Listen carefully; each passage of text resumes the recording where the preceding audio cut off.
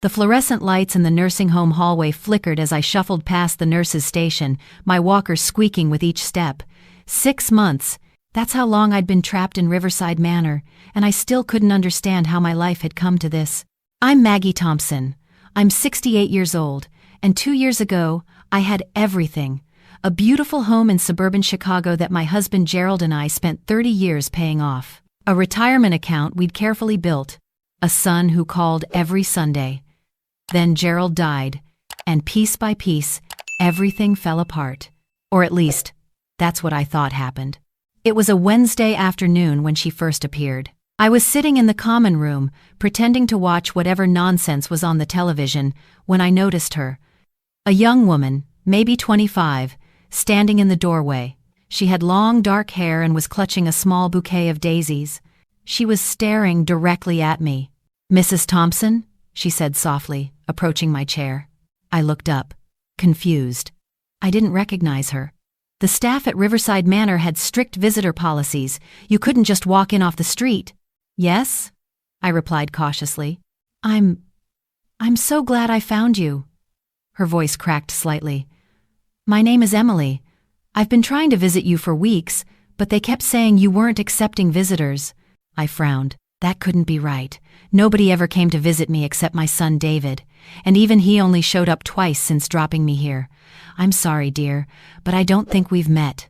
She sat down in the chair next to me, glancing nervously toward the nurse's station. "Mrs. Thompson, I know this is going to sound crazy, but I'm your granddaughter." I actually laughed. It was so absurd. "Young lady, I only have one child, my son David, and he doesn't have any children."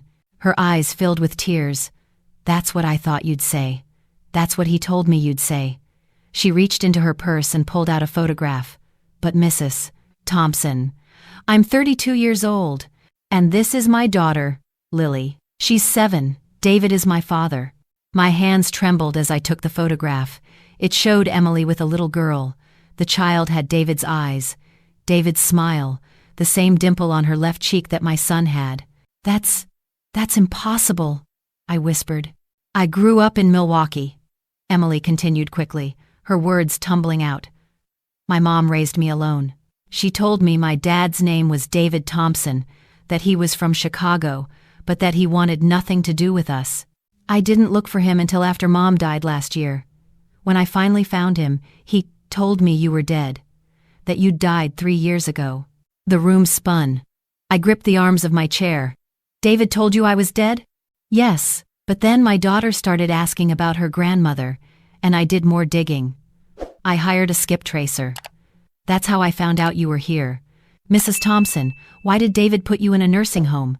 You seem perfectly fine to me." I struggled to find words. "He said I was becoming forgetful, that I couldn't take care of myself anymore, that I'd nearly burned down the house, but I don't remember any of that. I remember him coming over one day with papers, saying it was time to think about my future, about protecting my assets. He said Gerald had left debts I didn't know about, that we needed to sell the house to settle them." Emily's face hardened. "Mrs. Thompson, I need to ask you something, and I need you to be honest. Did you sign any papers giving David power of attorney? He said it was just in case something happened to me, that it was responsible. Did you read them?" I thought back to that awful day 6 months ago. David had been so insistent, so urgent. He'd said the lawyers needed the signatures right away. I'd been grieving, confused, trusting my own son. No, I trusted him. He's my son. Emily's hands balled into fists. "Mrs. Thompson, I think David has been stealing from you. When I confronted him about lying about you being dead, he got angry. He told me to stay away from his family, that I was trying to extort money from him. But here's the thing. I work as a paralegal. I know how to access public records. Your house? He sold it 8 months ago for $473,000. Your retirement account? He cashed it out. Mrs. Thompson, you should have over $600,000. Where is all that money?" The words hit me like a physical blow. $600,000. The house Gerald and I had built our life in. My retirement. My independence. My future. He said there were debts, I managed to say. Medical bills from Gerald's cancer treatment. I checked. Your husband's medical bills were covered by Medicare and his supplemental insurance. There were no outstanding debts. Mrs. Thompson, I think David took everything. And I think I know why. She pulled out her phone and showed me her Facebook page. It was filled with pictures. Emily with her daughter. Emily with a young boy, maybe 9 years old. And in some of the photos, barely visible in the background, was my son, David. At a birthday party. At a school play. At a baseball game. He's been part of your life, I said slowly. Not officially. He said he couldn't acknowledge us publicly, that it would complicate things, that his mother, that you would never accept that he had children with someone he wasn't married to. He said you were very religious, very traditional. But now I'm wondering if any of that was true. I thought about the checks. The monthly checks David had been writing himself from my account after Gerald died. He'd said it was to help pay my bills while he handled my affairs. $5,000 a month. For 6 months before he put me here. And then the house sale. The retirement account. How much does it cost to raise 2 children in Milwaukee? I asked quietly. Emily's face fell. Mrs. Thompson. Tell me. He bought us a house, 3-bedroom, nice neighborhood, good schools for the kids. He pays the mortgage. He covers the children's expenses. Private school tuition. Soccer, piano lessons, summer camp. He told me he worked in finance, that he did well for himself. He works at a warehouse, I said. He manages inventory for a medical supply company. He makes maybe $60,000 a year. I laughed bitterly. He makes $60,000 a year, and he bought you a house? The truth settled over both of us like a heavy blanket. With my money? I whispered. He took my money to play house with his secret family. Emily was crying now. I didn't know. I swear to you, I didn't know. He told me his mother was dead. He told me he had money from an inheritance. I thought he was finally stepping up, being a father. Oh God, those poor kids.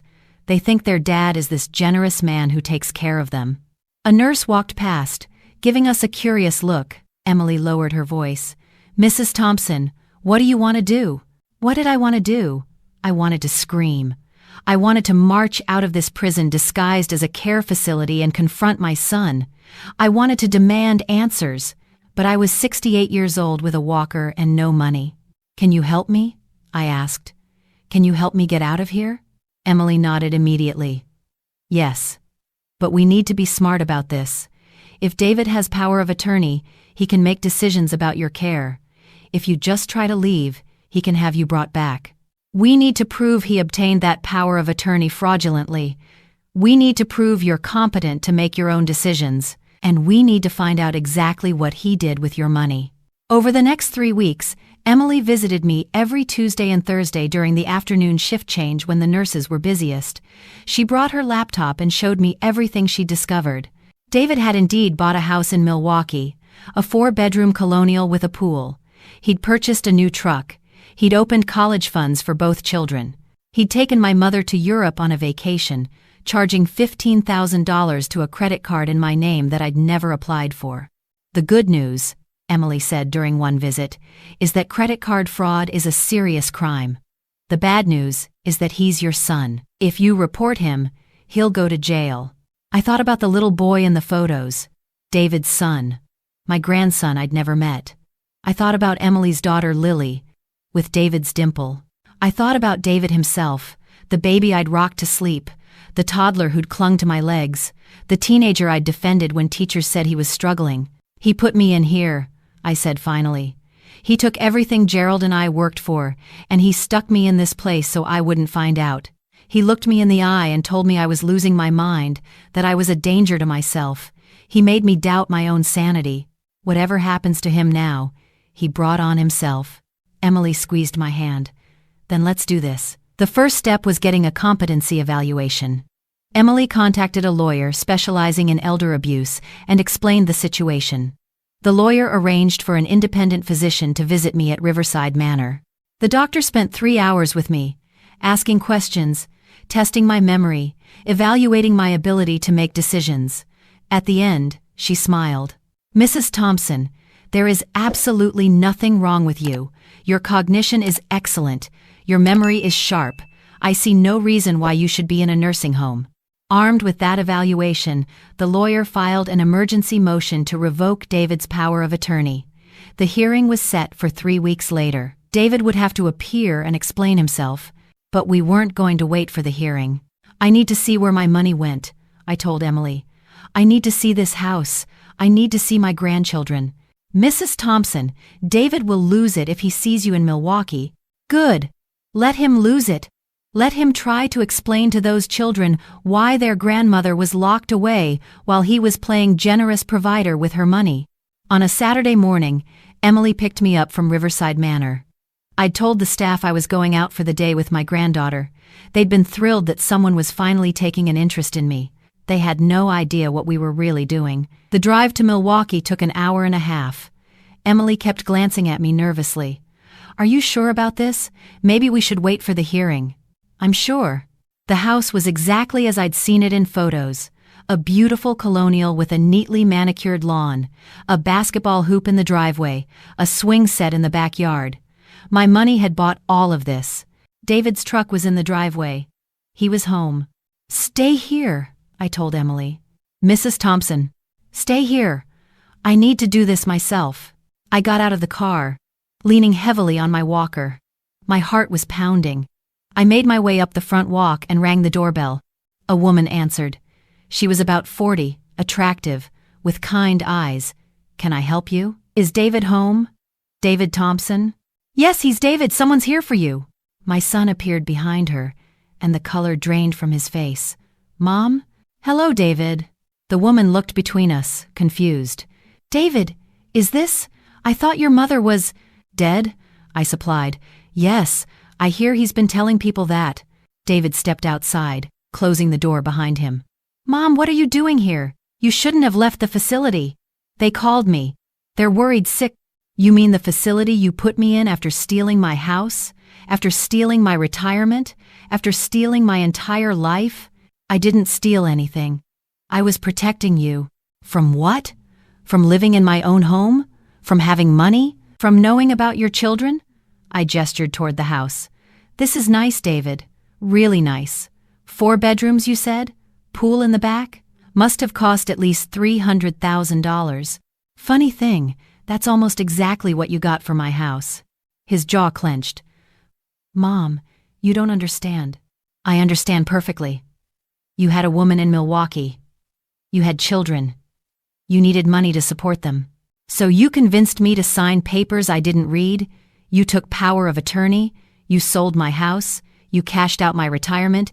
And you stuck me in a nursing home where I couldn't interfere. How am I doing so far?"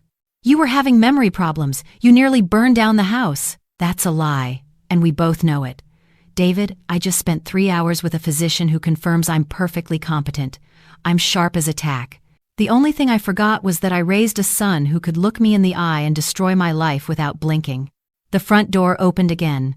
The woman, David's girlfriend or wife or whatever she was, stood there with 2 children peeking out from behind her. The little girl looked exactly like her photo. The boy was taller now, maybe 10. "David, what's going on?" the woman asked. "Rebecca, take the kids inside." "Not yet," I said. I looked at the children. "Hello. I'm Maggie. I'm your grandmother." The little girl's eyes went wide, but Daddy said Grandma was in heaven. "Well, I'm not. I'm right here. And I love you both very much, even though I've never met you." Rebecca's face had gone white. She was starting to understand. "David, what is she talking about? Your mother is dead. You told me—" "He lied," I said simply.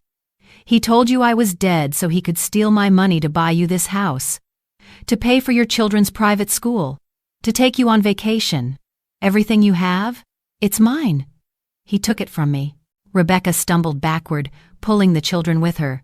"David, tell me this isn't true." David's face twisted with anger. "Mom, you need to leave. Now." "Or what? You'll call the police?" "Please do. I'd love to explain to them about the credit card fraud, the forgery, the financial exploitation of an elderly person.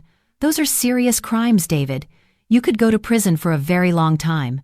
"I did it for them," he exploded. "For my kids. You had all that money just sitting there. You were going to die and leave it all to some charity. I needed it. You needed it? I needed a place to live. I needed my independence. I needed to not spend the last years of my life in a nursing home staring at walls. Emily had gotten out of the car and was recording the entire conversation on her phone. David noticed her. "Who the hell is that?" "That's Emily. Your daughter, the one you've been pretending doesn't exist while you played house here." Rebecca's knees buckled. She sat down hard on the front step. The children were crying now, scared and confused. "I'm sorry," I said to Rebecca. "And I meant it. I'm sorry you and your children are caught in this. But he's a liar and a thief, and I won't spend another day locked away while he lives off my money." I turned and walked back to Emily's car. My hands were shaking so badly I could barely grip the walker. David called after me. Mom, wait, we can fix this, I can explain." I didn't turn around. Emily drove me to the lawyer's office, where I signed affidavits detailing everything that had happened. The lawyer filed criminal charges on Monday. By Tuesday, David had been arrested for elder financial exploitation, fraud, and forgery. The hearing to revoke his power of attorney was a formality after that. The judge was furious. "Mr. Thompson, you systematically robbed your own mother and imprisoned her in a nursing home to cover your tracks. You exploited her trust, her grief, and her age. This is one of the most egregious cases of elder abuse I've ever seen." David got 3 years in prison. He'll serve at least 18 months. I got my life back. The house had already been sold, but I got the proceeds from David's house in Milwaukee, along with what was left of my retirement account. It wasn't everything, but it was enough. I moved into a nice apartment in Chicago, close to Emily and her daughter. Rebecca divorced David immediately. She'd had no idea where the money was really coming from, and she was horrified. She's a good woman who got caught up in my son's lies.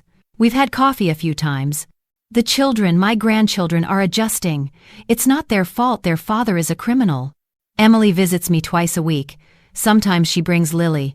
My great-granddaughter calls me Grandma Maggie and wants to hear stories about her grandfather Gerald. I tell her about the good man he was, and I try not to think about how disappointed he would be in our son. Sometimes I still can't believe David did this to me. Other times, I remember the little boy who always wanted more than we could give him, who resented every no, who thought the world owed him something. Maybe the signs were always there. Maybe I just didn't want to see them. 3 months after I got out of Riverside Manor, Emily called me early one morning. "Mrs. Thompson, Grandma Maggie, I need to tell you something. I met someone. He's wonderful. And I think I'm going to be okay." "We're going to be okay." "Oh, sweetheart. I'm so glad." "It's because of you," she said. "You showed me that it's never too late to fight back, that we don't have to accept the lies people tell us just because they're family. You could have stayed in that nursing home. You could have let him get away with it. But you didn't." After we hung up, I sat on my balcony with my morning coffee and watched the sun rise over Chicago. I'm 68 years old. I have maybe 20 more good years if I'm lucky. My son is in prison. Half my savings are gone. I lost the house Gerald and I built together, but I'm free. I'm not in Riverside Manor staring at beige walls, being told when to eat and when to sleep and when to take my pills. I'm not wondering if I'm really losing my mind. I'm not being visited twice a month by a son who couldn't even look me in the eye. I'm living in my own apartment. I'm having coffee with Emily. I'm reading bedtime stories to Lily. I'm making new friends in my building. I'm taking a watercolor class at the community center. The truth is, like oil on water, no matter how deep you try to push it down, it always rises to the surface. It took a stranger, a granddaughter I didn't know. I had to show me that the life I was living wasn't the life I was supposed to have. But once I knew the truth, once I saw what David had done, there was no going back to pretending. Some people have asked me if I'll ever forgive David. I don't know. Maybe someday. But right now, I'm too busy living the life he tried to steal from me. And that's the best revenge of all.